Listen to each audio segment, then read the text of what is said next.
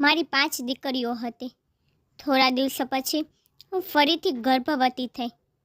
જ્યારે મારા પતિ મુંબઈ જવા લાગ્યા ત્યારે તેમણે કહ્યું કે આ વખતે પણ જો દીકરી જન્મે તો તેને જીવતી દાટી દેશે અને જો દીકરો હોય તો રાખજે. જ્યારે મારી પુત્રીનો જન્મ થયો ત્યારે મેં તેને એક ગરીબ મહિલાને આપી દીધી. 18 વર્ષ પછી જ્યારે મારા પતિ પાછો આવ્યો ત્યારે તે ગરીબ મહિલા સાથેની એક સુંદર છોકરીને જોઈને તેના પ્રેમમાં પડી ગયો અને તે જ રાત્રે તેને તે છોકરી સાથે 5 દીકરીઓની માં થવું તે કોઈ નાની વાત નથી. સૌથી મોટી મુશ્કેલી ત્યારે વધે છે જ્યારે પતિ પોતે જ દીકરીઓને ધિક્કારે છે. જ્યારે પહેલી દીકરીનો જન્મ થયો ત્યારે સાસરિયાવાળાઓએ ખોટા અભિનંદન આપ્યા હતા, પરંતુ એક પછી એક દીકરીઓના જન્મ બાદ મારા સાસરિયાઓએ મારું જીવન મુશ્કેલ બનાવી દીધું હતું. કદાચ જે ગામમાં હું રહેતી હતી ત્યાં માત્ર સ્ત્રીને ત્યારે જ સન્માન આપવામાં આવે છે જ્યારે તે દીકરીઓની સાથે દીકરાને પણ જન્મ આપે. જ્યારે મારે ચોથી પુત્રીનો જન્મ થયો ત્યારે પતિ તેને જોવા પણ માંગતો ન હતો અને સાસુ મને હોસ્પિટલમાં એકલી મૂકીને પાછી આવી ગઈ હતી. જ્યારે મારી તબિયત થોડી સારી થઈ ત્યારે હું મારી ફૂલ જેવી પુત્રી સાથે ઘરે જવા લાગી.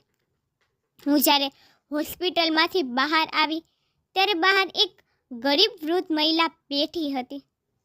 મને જોઈને તે ખુશ થઈ અને છોકરીને મારી પાસેથી માંગવા લાગી. મેં છોકરીને આપી તો તે કહેવા લાગી, પરેશાન ન થતા, એક દિવસ તમારા પતિ તમને ચોક્કસપણે સ્વીકારશે. મેં થોડું સ્મિત કર્યું અને ઘરે ગઈ. ઘરે આવતા જ મારા પર મુશ્કેલી આવી પડી. મારા પતિએ મને થપ્પડ મારીને આવકાર આપ્યો હતો. સાસુએ મારી પુત્રીને પલંગ પર સુવડાવી અને મારા હાથમાં કામ સોંપી દીધું. મારી જેઠાણી જે 3 પુત્રોની માતા હતી, દરેક વાતોમાં પુત્રોની માતા હોવાનો અભિમાન કરતી હતી. હું ધીરજથી મારું જીવન ચૂપચાપ જીવા લાગી. મારી દીકરીઓને તેમના પિતા અને દાદીનો પ્રેમ ન મળ્યો. હું વિચારતી હતી કે દીકરીઓ પણ ભગવાને જ બનાવી છે. બધું ભગવાનના હાથમાં છે. તે જે ઈચ્છે તેને પુત્ર આપે, તે જે ઈચ્છે તેને પુત્રી આપે છે. તો પછી આ માટે સ્ત્રીને કેમ જવાબદાર ગણવામાં આવે છે? ધીમે ધીમે સમય વીતતો ગયો અને હું ફરી એકવાર ગર્ભવતી બની. 4 દીકરીઓ પછી મારો પર એવો જ વિચાર હતો કે ભગવાન મને એક દીકરો આપે, જેથી આ વખતે હું મારા સાસુ અને પતિ પર સંપૂર્ણ નિર્ભર રહી શકું. જેમ જેમ સમય પસાર થતો હતો તેમ તેમ મારો ડર વધતો ગયો. મારા પતિ મુંબઈમાં નોકરી કરતા હતા. આ વખતે તેને સ્પષ્ટ કહ્યું હતું કે જો આ વખતે તે દીકરીને જન્મ આપ્યો તો હું તને છૂટાછેડા આપી દઈશ. તેમની આ ધમકીથી મારું આખું શરીર ધ્રુજવા લાગ્યું હતું. હું આખો દિવસ રડતી અને ભગવાન પાસે પ્રાર્થના કરતી રહેતી, પણ કદાચ મારી સમસ્યા હજી પૂરી થઈ ન હતી. તે રાતે જ્યારે મને હોસ્પિટલમાં હોશ આવ્યો ત્યારે નર્સ મારા માથા પાસે ઊભી હતી. મને હોશમાં આવતા જોઈને તેને હસતા હસતા કહ્યું, અભિનંદન, તમે એક સુંદર દીકરીને જન્મ આપ્યો છે. તેના શબ્દો સાંભળીને હું ચોંકી ગઈ હતી. મારી આંખોમાંથી આંસુ વહેવા લાગ્યા. ફરી એકવાર હું અને મારી પુત્રી એક ભયજનક પાપની સજા ભોગવવાના હતા. મારું હૃદય ઈચ્છતું હતું કે મારો શ્વાસ ત્યાં જ બંધ થઈ જાય અને હું આ મુશ્કેલીમાંથી બચી જાઉં, પરંતુ તે શક્ય ન હતું. તે નાની બાળકી રડી રહી હતી. હું તેને ગળે લગાવીને રડી રહી હતી. કદાચ તે કોઈ બીજાના ઘરે જન્મ લઈ લેતી અને કાં દીકરાનો ચહેરો મારા ખોળામાં આવ્યો હોત, પણ હું ભગવાનની મરજીથી ખુશ હતી. આ ફૂલો મારા માટે મારા પોતાના જીવ કરતાં વધુ મહત્ત્વના હતા. પરંતુ હું મારા પતિ અને સાસુથી કંટાળી ગઈ હતી.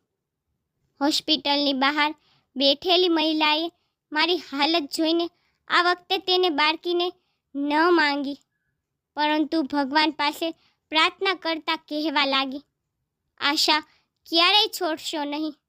જલ્દી સારા દિવસો ફરી આવશે. મારા દિલમાં દર્દ રાખીને મેં માથું હલાવ્યું. રાતના 8:30 થઈ ગયા હતા. હું રિક્ષામાં બેસીને ઘરે એકલી પહોંચી. મારું આખું શરીર ધ્રુજતું હતું. હું હિંમત કરીને દરવાજા સુધી પહોંચી. એકવાર, બે વાર, ત્યાં સુધી 1 કલાક વીતી ગઈ હતી, પરંતુ કોઈએ આવીને દરવાજો ખોલ્યો નહીં. અંદરથી મારી દીકરીઓનો રડવાનો અવાજ આવી રહ્યો હતો. અંધારું થઈ ગયું હતું, પણ કોઈએ દરવાજો ખોલ્યો નહીં.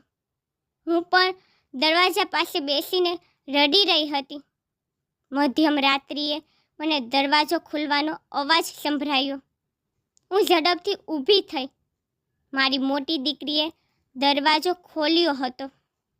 હું તરત જ અંદર ગઈ અને તેને ગળે લગાવીને રડવા લાગી. મારી ગેરહાજરીમાં કોણ જાણે કે તે ચારેયે કયો જુલ્મ સહન કર્યો હશે. મારા પતિ આરામથી સૂતા હતા. હું પણ ચૂપચાપ મારી 5 પુત્રીઓ સાથે રૂમમાં જઈને સૂઈ ગઈ હતી. કમજોરીના કારણે હું ગાઢ નિંદ્રામાં સૂતી હતી. મારી આંખો ત્યારે ખુલી જ્યારે મારા પતિ રાજેશે મને મારા વાળ પકડીને પલંગ પરથી ઊભી કરી. પહેલીવાર મને તેના ગુસ્સાથી ડર લાગવા લાગ્યો હતો, જેમ કે તે મને મારી નાખશે. રાજેશ મને ઘસેડીને રૂમની બહાર લઈ આવ્યો. આ જોઈને મારી દીકરીઓ રડવા લાગી. જ્યારે મારી સાસુ તેમને ચૂપ રાખવા માટે ઠપકો આપવા લાગી. મારા પતિએ કહ્યું, કોના કહેવાથી તું આ ઘરમાં પ્રવેશી? મારા ઘરના દરવાજા તારા માટે બંધ થઈ ગયા છે. તારી દીકરીઓને લે અને આ ઘરમાંથી બહાર નીકળી જા. મારી સાસુ મારી દીકરીઓને ઘરની બહાર ધક્કા મારીને બહાર કાઢવા લાગી. હું મારા હાથ જોડીને તેના પગે પડી ગઈ. આ ઘર જ મારું બધું હતું. હું મારી 5 દીકરીઓને લઈને ક્યાંય જઈશ? મારા પતિ ઘર છોડીને ચાલ્યા ગયા હતા. હું મારી દીકરીઓ સાથે એ જ દરવાજા પાસે બેસીને રડી રહી હતી. ત્યારે અચાનક મને સાસુનો બૂમો પાડવાનો અવાજ સંભળાયો અને પછી મારા પતિનો અવાજ સાંભળીને મને સમજાયું કે કોઈ અકસ્માત થયો છે. મારી સાસુનો પગ લપસી ગયો હતો અને તે પડી ગઈ હતી અને તેમનું માથું કંઈક વસ્તુથી અથડાઈને ફાટી ગયું હતું. મારા પતિ ગભરાઈને રડતા રડતા તેને ડૉક્ટર પાસે લઈ જવા લાગ્યા, પરંતુ થોડા સમય પછી જ ખૂબ ખરાબ સમાચાર મળ્યા કે સાસુને માથામાં ગંભીર ઈજાના કારણે તેનું મૃત્યુ પામ્યા છે. મારા પતિએ મારી સાથે અને મારી પુત્રીઓ સાથે સારું કર્યું ન હતું, પરંતુ તે સમયે હું તેને મુશ્કેલીમાં જોઈને હું તેનું દુઃખ વેચવા લાગી. દૂર દૂરથી સંબંધીઓ મારા સાસુને જોવા આવતા હતા. એટલા માટે મારા પતિએ મને ફરી ઘર છોડવાનું કહ્યું નહીં. સમય વીતતો ગયો અને રાજેશનું વર્તન પહેલાં કરતાં સારું થઈ ગયું. જ્યારે પણ મને જરૂર હોય ત્યારે તે મારી સાથે વાત કરતા, પણ તેની દીકરીઓ તરફ જોતો પણ ન હતો. મેં નોટિસ કર્યું હતું કે તે અન્ય મહિલાઓમાં વધુ રસ લેવા લાગ્યા છે. મારા માથા પર હવે બીજો ભય આવી ગયો હતો કે તે દીકરાની તરફમાં બીજા લગ્ન ફરીથી ન કરી લે. મારી બેચેની દિવસે ને દિવસે વધતી જતી હતી અને એક દિવસ એવો આવ્યો કે મારો વિચાર સાચો સાબિત થયો. મારા પતિ મારી પાસે આવ્યા અને ગંભીર શબ્દોમાં કહ્યું, મમ્મીના અવસાનને 3 મહિના થઈ ગયા છે અને મારે હવે મુંબઈ પાછું જવાનું છે. હું મુંબઈ જતાં પહેલાં ફરીથી હું બીજા લગ્ન કરવા માંગુ છું, કારણ કે તું તો દીકરીઓ પેદા કરવાનું મશીન બની ગઈ છો. મારી મા પર આ જ ઈર્ષા સાથે દુનિયા છોડીને જતી રહી કે આ શબ્દોથી મારા માથે આકાશ આવી ગયું હતું. મેં કહ્યું, પહેલાં મુશ્કેલીઓ ઓછી હતી તો શું તમે મારા માથા પર શોષણ લાવવા માંગો છો?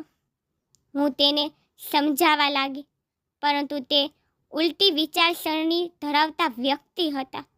તેઓએ મારી વાત ન સાંભળી.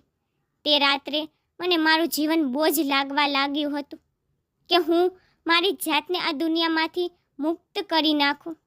જો હું પછી મારી દીકરીઓ વિશે વિચારું તો હું આ વાતને પણ ભૂલી જતી. જ્યારે સવાર પડી ત્યારે મારું શરીર તાવથી ભરેલું હતું. પહેલાં તો પતિએ મારા પર ધ્યાન ન આપ્યું, પરંતુ જ્યારે મારી તબિયત વધુ બગડવા લાગી ત્યારે તે મને ડૉક્ટર પાસે લઈ ગયા. મને આશ્ચર્ય તો ત્યારે થયું જ્યારે ડૉક્ટરે કહ્યું કે તમે મા બનવાના છો. તેમના આ શબ્દો મને કોઈ ખુશી આપતા ન હતા, ઉલટું મારી મુસીબતો વધારી રહી હતી. મારા પતિને આજે રાત્રે મુંબઈ પાછું જવાનું હતું. જ્યારે તેને આ સમાચાર સાંભળ્યા ત્યારે તે ચૂપ રહીને મને ઘરે પાછી લઈ આવ્યા. ઘરે આવીને બૂમો પાડીને કહેવા લાગ્યા, દીકરો હોય તો ભલે, પણ નહીંતર દીકરી હોય તો મારી નાખજે, અને કાં પછી તેને જીવતી દાટી દેશે, પણ આ ઘરમાં ન લઈ આવતી. જો તું મારા કહેવાની વિરુદ્ધ ગઈ તો હું તારી 5 દીકરીઓને એવી જગ્યાએ મોકલી દઈશ જ્યાં તું તેને ફરી ક્યારેય મળી શકીશ નહીં. મારા પતિના શબ્દો સાંભળીને હું સ્તબ્ધ થઈ ગઈ.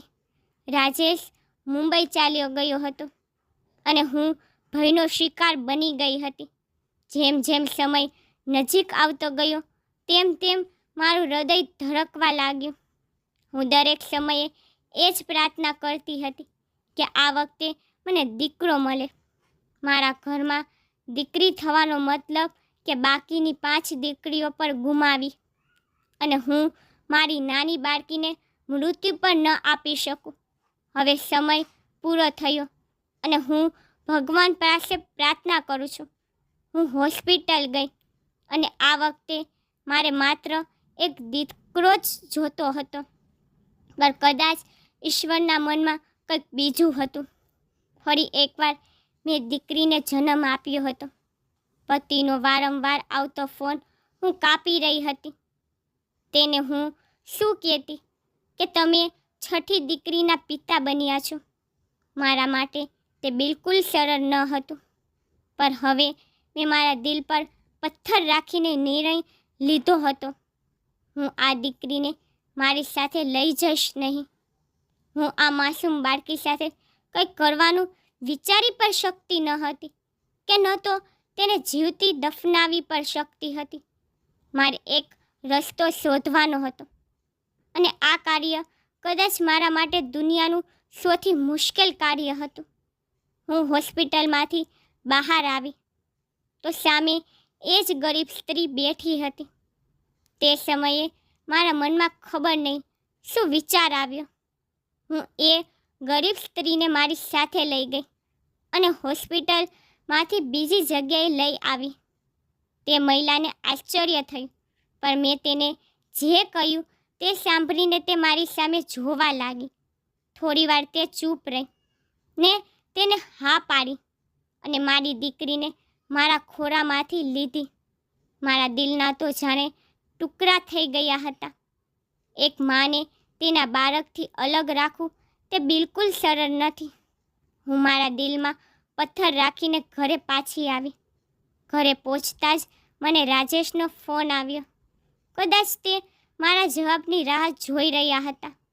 મેં ડરીને કહ્યું કે મેં દીકરીને જન્મ આપ્યો છે. રાજેશે જવાબમાં કંઈ ન કહ્યું અને થોડીવાર પછી તેને કોલ કાપી નાખ્યો. સમય વીતતો ગયો અને રાજેશને ગયાને 3 વર્ષ વીતી ગયા. આ સમયગાળા દરમિયાન તે એકવાર પણ કાશ્મીર પાછા આવ્યા ન હતા કે તેને ક્યારેય મારી સાથે વાત કરવાની કોશિશ પણ કરી ન હતી. દર મહિને તે ચોક્કસપણે પૈસા મોકલતા હતા, જેથી મારું અને મારી દીકરીઓનું ગુજરાન ચાલી શકતું હતું. મને બીજી વાર તે ગરીબ સ્ત્રી ક્યાંય દેખાઈ ન હતી. મારી 5 દીકરીઓ મારી પાસે હાજર હતી, પરંતુ મને તે છોકરીની યાદ સતત આવતી હતી, જેને 3 વર્ષ પહેલાં મેં એક ગરીબ સ્ત્રીને આપી હતી. હવે તો લોકો દરેક પ્રકારની વાતો કરવા લાગ્યા હતા. કેટલાકનું તો કેવું હતું કે રાજેશે મુંબઈમાં બીજી છોકરી સાથે લગ્ન કરી લીધા લાગે છે, અને મારો ભત્રીજો કહેતો હતો કે રાજેશની બીજી પત્નીએ દીકરાને જન્મ આપ્યો છે. આ લોકોના શબ્દોએ મને પરેશાન કરી દીધી હતી. જ્યારે પણ હું પતિને ફોન કરતી ત્યારે તે મારો ફોન ઉપાડતા નહીં. હવે તેને પૈસા મોકલવાનું પણ બંધ કરી દીધું હતું. હવે ભીખ માંગવાનો સમય આવી ગયો હતો. જ્યારે ઘરની બધી ખાદ્ય સામગ્રી પૂરી થઈ ગઈ હતી ત્યારે મેં જાતે જ કામ કરવાનું નક્કી કર્યું. હું જ્યાં પણ કામ માંગવા જતી તે લોકો મારું મજાક ઉડાવતા કે પતિ મુંબઈમાં લાખો કમાય છે અને પત્ની ઘરે નોકરી શોધે છે. પતિની રાહ જોતા 18 વર્ષ વીતી ગયા. મેં મારી 3 દીકરીઓના લગ્ન કરી નાખ્યા હતા. 18 વર્ષ દરમિયાન મેં મારી દીકરીઓને બીજાના ઘરોના કામ કરીને ઉછેર કર્યો હતો, પણ મારા પતિએ એકવાર પણ પાછળ વળીને જોયું ન હતું. સોમવારનો દિવસ હતો અને હું ભગવાનની પૂજા કરી રહી હતી. અચાનક દરવાજો ખખડાડ્યો. મેં દરવાજો ખોલ્યો અને થોડીવાર માટે હું દંગ રહી ગઈ. મારા પતિ રાજેશ 18 વર્ષ પછી મારી સામે ઊભા હતા. મને જોઈને તેને સહેજ સ્મિત કર્યું અને અંદર આવ્યા. તે ઘરે આવીને મારી સાથે કંઈ પણ કહ્યા વગર બસ આટલું જ કહ્યું, હું હંમેશા માટે કાશ્મીર પાછો આવી ગયો છું અને હવે હું મારો બધો ધંધો અહીં જ કરીશ. મને આશ્ચર્ય તો ત્યારે થયું જ્યારે તેને કહ્યું કે તે છેલ્લા 2 મહિનાથી કાશ્મીરમાં જ છે. હું ચૂપ રહી ને તેની વાત સાંભળતી રહી હતી. તે તેના બેગમાંથી કપડાં બહાર કાઢીને ફ્રેશ થવા ચાલ્યા ગયા. 18 વર્ષથી મને રાજેશ વિના રહેવાની આદત પડી ગઈ હતી, પણ મને ગુસ્સો તો ત્યારે આવ્યો જ્યારે તેને એકવાર પણ તેની દીકરીઓ વિશે પૂછ્યું નહીં, અને ન તો તે પૂછ્યું કે આ 18 વર્ષમાં મેં મારી જાતને અને દીકરીઓને કેવી રીતે ખવડાવ્યું. અહીં પર મારે ધીરજ રાખવી પડી. રાજેશે બહાર આવ્યો અને કંઈક એવું કહ્યું. એ સાંભળીને મારો શ્વાસ થંભી ગયો. તેને કહ્યું કે તેને કાશ્મીરમાં એક છોકરી ગમી ગઈ છે. તેનું નામ પૂજા છે અને આવતા સોમવારે પૂજા સાથે તેના લગ્ન છે. તેને મને આટલું કહીને તે ફરીથી ઘર છોડીને ચાલ્યો ગયો. હું તેને જોતી રહી. શું કોઈ આ હદે બેદરકાર હોઈ શકે? તેની પુત્રીઓ તેમના પ્રેમ માટે તડપતી હતી, પણ તેને પરવા નહોતી. સોમવારનો દિવસ પર આવી ગયો હતો. ઘરને દુલ્હનની જેમ સજાવવામાં આવ્યું હતું. મારી દીકરીઓ રૂમમાં છુપાઈને શાંતિથી બેઠી હતી. મને તેના આ લગ્નમાં કોઈ રસ નહોતો. રાજેશ ખૂબ ખુશ હતો. મને કહેવા લાગ્યો કે પૂજા અને તેની મા સાથે અહીં જ આવે છે. લગ્ન અહીં જ થશે અને પછી આવતા અઠવાડિયે હું પૂજા સાથે મુંબઈ પાછો ચાલ્યો જઈશ. મારી ધીરજ હવે પૂરી થઈ ગઈ હતી. મારું ચૂપ રહેવું એ મારો શ્રેષ્ઠ જવાબ હતો. હું તેમનાથી દૂર જઈને મારા કામમાં લાગી ગઈ. હું બહુ મુશ્કેલથી મારા આંસુ બંધ કરી રહી હતી. તે મા દીકરી અમારા ઘરે આવી હતી. લગ્ન શરૂ થવામાં થોડો સમય બાકી હતો અને રાજેશે મને ઠંડુ પાણી લાવવાનું કહ્યું. હું માથું નમાવીને તેના રૂમમાં ગઈ ત્યારે મારી સામે તે છોકરી બેઠી હતી જેના સાથે રાજેશના લગ્ન થવાના હતા. તેને જોઈને મારા પગ નીચેથી જમીન નીકળી ગઈ હતી. તે છોકરીની ઉંમર 17-18 વર્ષની હતી જ્યારે તે વારંવાર મારી સામે તેની આંખોથી જોઈ રહી હતી. જ્યારે બીજી તરફ મારો પતિ છોકરીની માતાને પૈસા પકડાવીને ભગવાન જાણે શું વાત કરી રહ્યો હતો. મને તેનો ચહેરો દેખાતો ન હતો. પછી રાજેશને ફોન આવ્યો અને તે ચૂપચાપ રૂમની બહાર નીકળી ગયો. જ્યારે મેં તે છોકરીની માતાને જોઈ ત્યારે મને લાગ્યું કે મેં તેને પહેલાં ક્યાંક જોઈ છે, પરંતુ ક્યાં તે યાદ નહોતું આવી રહ્યું. તે પર વારંવાર મને જ જોતી હતી. હું ઝડપથી રૂમમાંથી બહાર આવી અને મારા મગજ પર જોર નાખવા લાગી. પંડિતજી આવી ગયા હતા. મારા મગજમાં વિચાર આવ્યો અને મારા હોશ ઉડી ગયા. મારા પર મુશ્કેલીઓ આવવાની હતી. મારું શરીર ધ્રુજવા લાગ્યું હતું. પછી હું બહાર આવી અને પૂજાની માતાને પકડીને મારી સામે ઊભી રાખી અને મેં તેની સામે જોયું અને કહ્યું, તું તે જ સ્ત્રી છો ને જેને મેં મારી પુત્રી આપી હતી? મારી વાત સાંભળીને તે સ્તબ્ધ થઈ ગઈ અને કહ્યું, હા, હું એ જ છું. પણ તમે કોણ છો? રાજેશ અજીબ નજરોથી અમને જોઈ રહ્યો હતો. મેં ગુસ્સામાં કહ્યું કે હું એ જ સ્ત્રી છું જેને 18 વર્ષ પહેલાં મેં આવા પતિના ડરથી મારી દીકરીને તને સોંપી હતી. આ ખબર પાપની જેમ સામે આવી હતી. રાજેશ ગભરાયેલો હતો. તે મહિલા જમીન પર છાતી પર હાથ રાખીને બેઠી હતી. પૂજા મારી સામે આશ્ચર્યથી જોવા લાગી હતી. જ્યારે રાજેશ હોશમાં આવ્યો ત્યારે તે મહિલા પાસે પ્રશ્નો પૂછવા લાગ્યો. તે મહિલા હવે અમીર બની ગઈ હતી. તેને મારી વાતને સત્ય માની લીધી. પૂજા મારી અને રાજેશની દીકરી છે.